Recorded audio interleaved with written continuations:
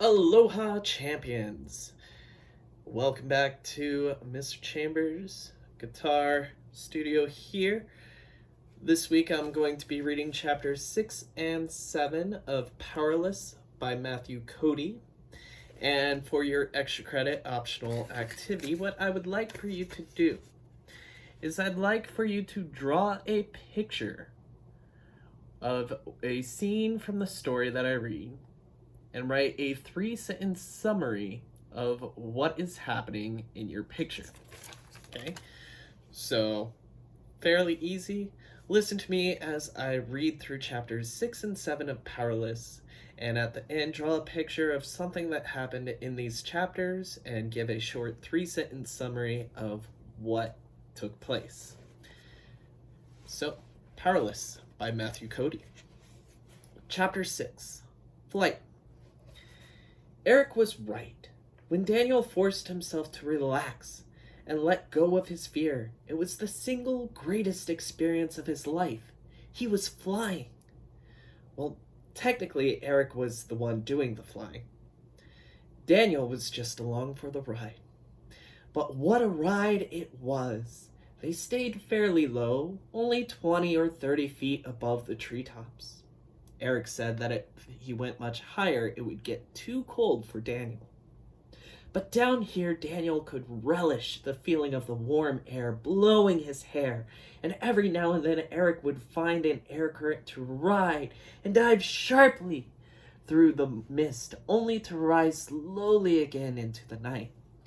As they glided through the dark, Daniel allowed himself a little pretending, and he imagined that he was alone, that he was the boy who could fly, that he was just as special as the rest of them. "Never thought you'd see Noble's Green like this, huh, Daniel?" asked Eric, startling him from his daydream. "I know it seems like a boring little town, but once you've seen it from way up here, well, I wouldn't live anywhere else." Daniel had to agree. At night, from above, it looked like a sea of twinkling stars surrounded by the dark forest of Mount Noble. The mountain had always seemed a bit frightening to Daniel, constantly looming over their heads, but the lights of Noble's Green glowed warmly in the dark. They looked like home. "Here," said Eric, "we're over Briarwood now. Let's take a little detour, and I'll show you where I live." Though he'd never been there, Daniel knew that Briarwood was a working-class neighborhood, and was a bit rougher than other parts of town. Though he didn't know why, he was surprised to find that Eric lived there. He had always assumed that Eric lived on a street like Elm Lane.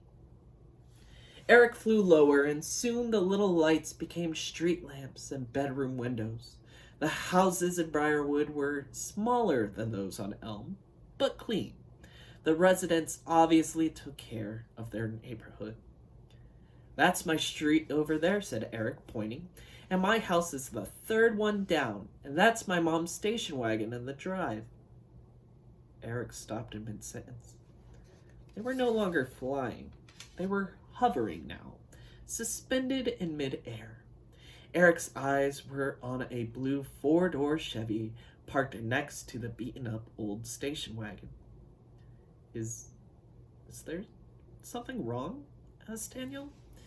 It was a bit unnerving to be floating that far up without moving. It was less like flying and more like hanging on. "Huh?" said Eric. "Oh, yeah, I'm fine. It's just... well, that car wasn't there when I left. It's Bob's." Is Bob your stepdad or something?" "No," answered Eric with such conviction that Daniel had to tighten his grip. "He's just my mom's boyfriend. Her latest. Or at least he was. He left last week, and I was hoping that he was gone for good." Daniel didn't say anything. He didn't think that there was anything to say. "Ah, the heck with him," Eric said finally. "Come on, let's get you home." They flew in silence for the next few minutes. Finally, Eric's scowl broke as he spotted something near the edge of town. "Well, look at that," he exclaimed. "Mind if we make a quick stop? There's something I should take care of." Daniel tried to make out what Eric was looking at, but it was no use. Whatever Eric was seeing, it was too far away for Daniel's eyes. Sure. What's up?" "Unfinished business," Eric smiled as he began their descent. When they got closer, Daniel could make out stacks of hollowed-out cars and rusty metal appliances, refrigerators, washers, ovens, and the like. They were landing in the middle of an old junkyard near the edge of the forest.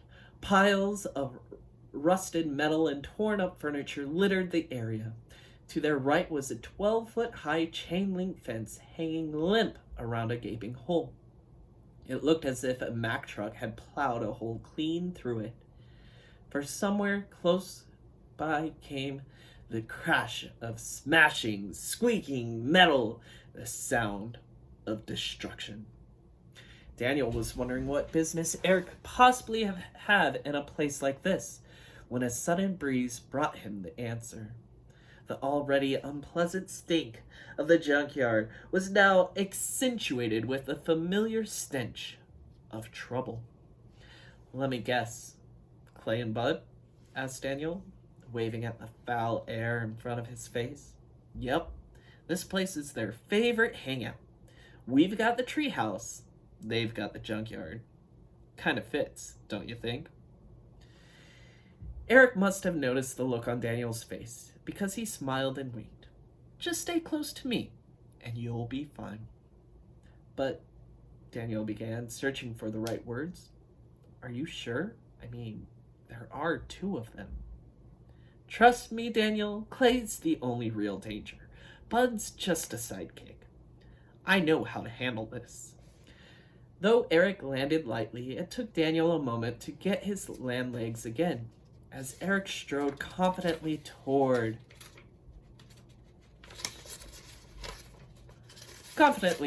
the sounds of mayhem. Daniel struggled to keep up. What else could he do? He couldn't exactly fly away, and since he had no idea where this place was in relation to his house, walking home was out of the question. They found Clay standing on the hood of a rusted-out truck, clubbing the windshield with a bent fender. Bud stood some distance away, throwing bricks at the headlights. As it turned out, Bud was a pretty bad shot, and one brick went high, slamming into the back of Clay's skull.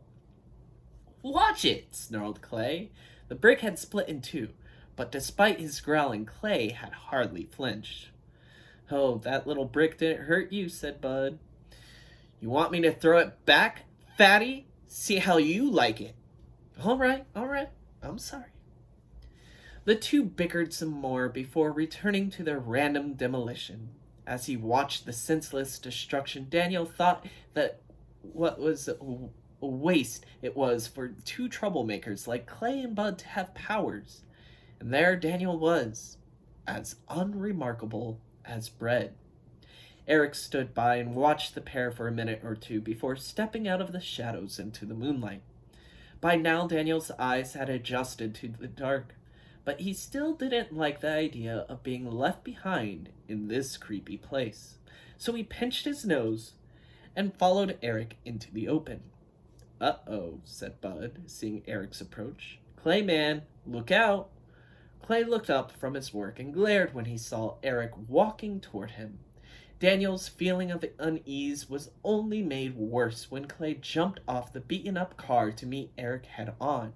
Daniel's gut tightened when he noticed that Clay didn't drop the fender. "Well, looks like the new kid's making more friends every day. The Buddha and the girlie weren't enough, huh?" "Clay, it's time we had a talk," said Eric. "That's so. Isn't it a little late for you to be out on a school night, Boy Scout?"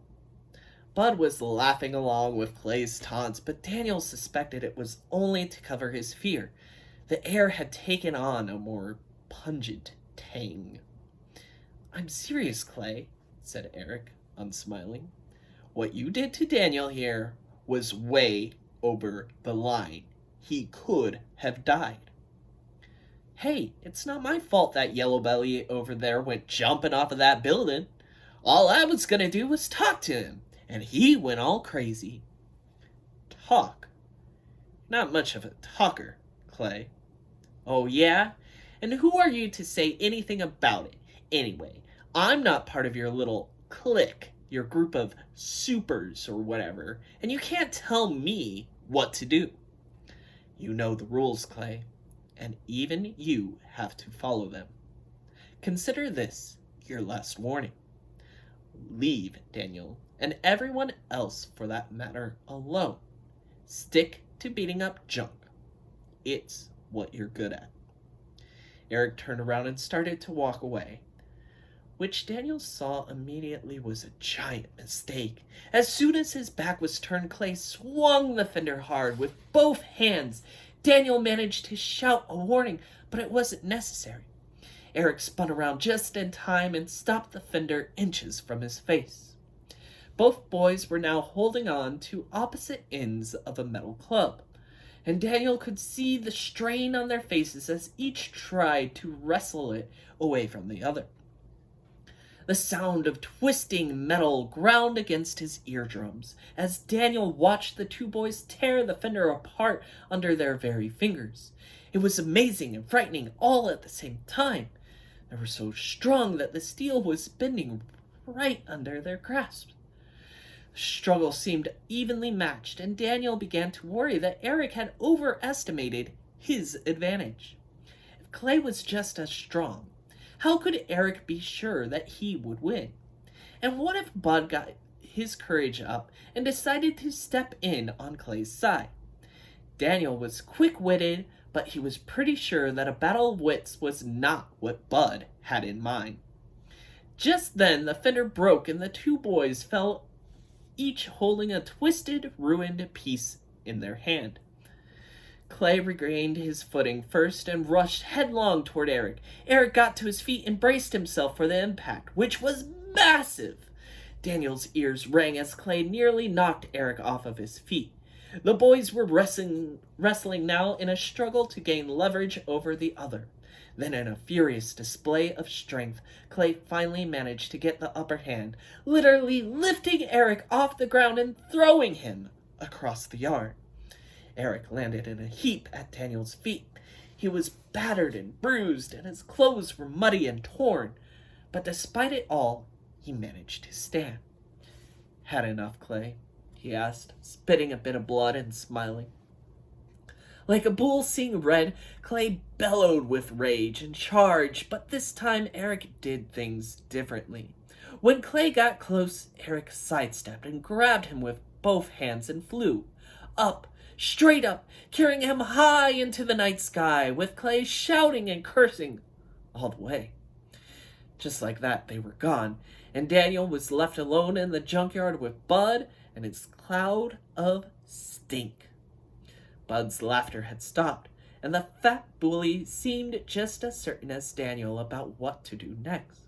The stink cloud was getting worse, though, nearly obscuring Bud from a view as little strands of bad-smelling fog began to reach toward Daniel, almost as if they were seeking him out. Your power is a cloud of super stink? Ah, come on, said Daniel, pulling his shirt collar up over his nose and mouth. He heard it before he saw anything, a distant sound like someone whistling very far away. As it got louder, Daniel looked up and saw his shape hurtling toward the ground. Clay was falling out of the sky. Daniel cringed to think what would happen when he hit the earth, and had barely a moment to wonder what had become of Eric when he saw him swoop in and grab Clay just seconds from impact. They circled the junkyard with Clay clinging to Eric for life. Okay, here we go again, said Eric, and he started rising up into the dark. No, I give, shouted a terrified Clay. I give. Eric changed direction and gently settled back onto the ground.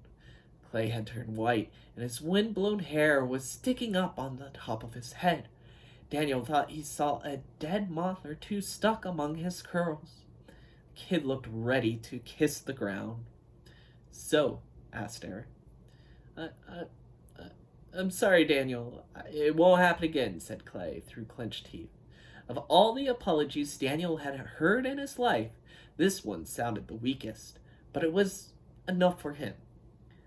Bud, you're getting a pass this time, but the same goes for you, said Eric. Leave Daniel alone. There was no answer from the stink cloud, but Daniel knew he had heard. Bud was like an ostrich with his head in the sand, just hoping for the two of them to go away. Come on, Daniel. It's late. Daniel grabbed hold of Eric's back, and up they flew, leaving the two bullies to their shame. After they were out of earshot, Daniel said, "Thanks for that." "No problem. Clay's strong. He's incredibly tough, but he's not a flyer. Probably for the best, since he's scared of heights." Eric winked. Can't imagine why. Then came that laugh, Eric's contagious laugh. But this time Daniel didn't share that smile. Clay was bullied. It was true. And he might even be truly dangerous. But nevertheless, Daniel couldn't shake the image of Clay's genuinely terrified face as he fell. Daniel wondered, just how powerful was Eric? Did he even know? Was there any limit to the things he could do? And what did that mean for so much power to be in the hands of a 12-year-old boy? Chapter 7. Hide and Seek. No matter how powerful Eric was, he couldn't help where it really mattered. He couldn't help Daniel's Graham. Over the next month, as Daniel's friendships with the supers grew tighter, Graham seemed to be getting weaker. These days, more often than not, she didn't even get out of her bed. She still went to the doctor's office every 3 weeks for her chemotherapy. But other than that, she didn't leave the house. The treatment was almost as hard on her as the cancer itself, and though Graham smiled through it all and claimed the strong medicine was the best kind, Daniel wasn't so sure. But she still lit up when Daniel came to her room, and he made sure that he spent time with her every day. She still laughed and told jokes, and she made fun of her bald head when the chemo made her hair fall out. She said that if she had known what a nicely shaped head she had, she would have shaved it years ago. Daniel's mother brought her an assortment of scarves and hats to wear if she felt like it, but though her spirits were up, Daniel noticed that she was sleeping more and more. She had bags under her eyes that never went away. When he couldn't be with Graham, Daniel relished his time with his friends at the tree fort. His favorite game, because it was the one he was best at, was hide and seek. Daniel used to think that hide and seek was a game for little kids, but that was before he played with the supers. He was a decent hider, and the tree fort and the surrounding woods offered plenty of hiding spots, but his real skill was being it. The rules were simple. The hiders had to make it back to base, the fort, without being discovered by the person who was it. Powers were allowed, but flyers had to stay below the tree line, and there could be no physical contact of any kind. In the first game, Rohan was it. And though everyone assumed he'd be great at this role, he was actually kind of lousy. Rohan's powers were all about his heightened senses, but that also meant that he was easily distracted. If he tried to sniff someone out, he was likely to get overwhelmed by a blooming rosebush half a mile away. Rohan's turn was over fast. Daniel was up next. He spotted Louisa, Rose, and Rohan right away, and now all that was left was Simon and the two flyers. Because of her invisibility powers, Rose might have been nearly impossible to find, but luckily she got a case of the giggles whenever she tried to hide. Just 3 Left, said Rohan, sitting on a nearby stump. Think you can do it? Of course he can, said Louisa. He found you fast enough, didn't he? That's only because Chuckles here wouldn't stop following me around. Rose materialized next to him. I don't like to hide alone. I get scared. Daniel let the three of them argue. His attention was on Simon, Eric, and Molly. The trick now was to outweight them. He couldn't match any of them in power, but if they got bored, they might get careless. Daniel took a seat next to Rohan and waited. He sat there for at least 15 minutes. Behind him, Rose was singing a little song of her own creation about hiding and seeking, while Rohan stared off into space. Lost in a world only he could see, Louisa smiled at Daniel whenever he looked her way, so he resolved not to. After a while longer, a voice from the trees grumbled. Ah, to heck with this. Daniel felt his head start to tingle and turned around just in time to see a tiny ball of static electricity, no bigger than a penny, explode just inches away from his nose. How, Simon? You're out. Yeah, I know, but the look on your face was worth it. Besides, my butt's asleep. And next time I'd appreciate if you'd keep your little wisps away from me. Man, Corrigan, it was just a little shock. You're such a girl. Daniel turned his back on Simon. It was useless arguing with that kid. 4 down. That left only Eric and Molly. Daniel wasn't surprised that it had come down to the 2 flyers. They were probably floating somewhere above his head, hidden in the leaves, just waiting to make their move. But there was something that Daniel had noticed about flyers. They never thought about not flying. They never considered that sometimes it might be a better idea just to walk. No, they would definitely be airborne, which meant that he didn't need to worry about looking down. Up was all that he was concerned with. Another fact about those two was that they were very competitive. Always racing each other, always showing off. Hey guys, Daniel said, loud enough for everyone to hear. Tell you what, let's make it more interesting. Let's make a side bet.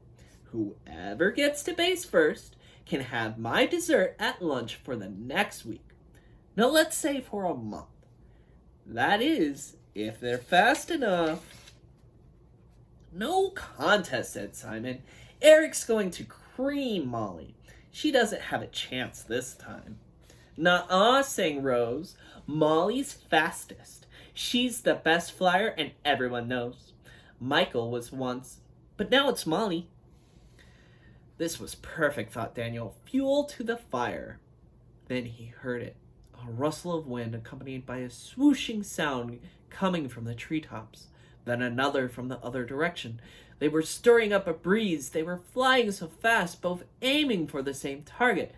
Uh-oh, said Louisa. I can't watch. Louisa's words disappeared in a small thunderclap overhead, and when it cleared, Eric and Molly were lying on the ground, dazed and startled. Leaves and debris were flying everywhere in the fallout of their mid-air collision. Ow, said Molly, sitting up. You should really watch where you're going. Says you, answered Eric. Daniel strutted over to where the two of them were sitting, rubbing their heads and looking sheepish but otherwise unhurt. Go on, Daniel, said Eric. Say it. Eric and Molly, you're out, and I'll be keeping my desserts. Thank you very much. All right, but this time I get to be it, said Molly, brushing the leaves off of her backside. This game is a bore, whined Simon. Let's do something fun for a change. Like what? Asked Daniel. Play Simon Shocks all afternoon? No thanks. Quiet, everyone, said Rohan. I'm trying to concentrate. They did as they were told. Rohan rarely raised his voice, and when he did, everyone knew that he wasn't fooling around. Eric walked over to him and quietly asked, What's up? You see something? No, but I think I smell smoke. I definitely smell smoke. A lot of it. Something's on fire, and I don't hear any fire trucks. Eric was all action. Okay then, game's over. Rohan, I'll fly, you navigate. Simon, you're with us too. We need to hurry. I want to go, said Rose. No, answered Eric. You're too young, Rose. You know that. But we can't leave her alone, said Louisa. Maybe I should stay here with her. We might need your phasing powers, Louisa. But you're right, she can't stay here alone. Eric scratched his chin and looked around. Hey, Daniel, you can watch Rose, right? Well, we'll be back as soon as we can. Guys, said Rohan with that faraway look on his face, we need to hurry. Eric looked pleadingly at Daniel. What else was Daniel going to do? He wouldn't be any help putting out a fire. Anyway, he'd probably just get in the way. Yeah, of course, he answered. You guys just get going. Rose will be fine with me. Great. Thanks, man. Louisa stepped up and gave Daniel an unexpected kiss on the cheek. I know she'll be in good hands, Daniel. Molly stamped her foot. Let's go already. Louisa took Molly's hand, and Daniel watched as the rest of her body phased into her ghost form. She left her hand solid so that she could hold on, but the rest of her body incorporeal, she weighed next to nothing. As Molly lifted off the ground, carrying the feather-light Louisa, Daniel could even see flecks of dust passing through Louisa's body in the sunlight. Rohan climbed onto Eric's back, and Simon wrapped his arms around Eric's waist. Daniel was worried that Eric wouldn't be able to fly with all that extra weight, but he took off after Molly with no problem whatsoever. As the supers disappeared past the trees, Daniel felt his earlier euphoria disappear along with them. He might be good at games, but when it came to real heroes, he was useless. At times like this, he was at best a convenient babysitter. And to make matters worse, when he looked, Rose was now nowhere to be found. Was it possible that they had gone all of a few seconds and Daniel had already lost her? Rose, he called. Rose, where are you? He heard a small, giggly voice answer from not too far away. Come and find me. Daniel took a deep breath and let it out in a long, depressed sigh. While the rest of his friends were off saving lives, he was stuck here playing hide and seek with the invisible little girl. All right, thank you very much for tuning in to this week's reading of Powerless by Matthew Cody. That was chapters 6 and 7, and as a reminder, your task for today is to please draw a picture of a scene from the story with a 3-sentence summary describing what is in your picture. Thank you for tuning in. It's been a pleasure, and I'll talk to you soon. Bye.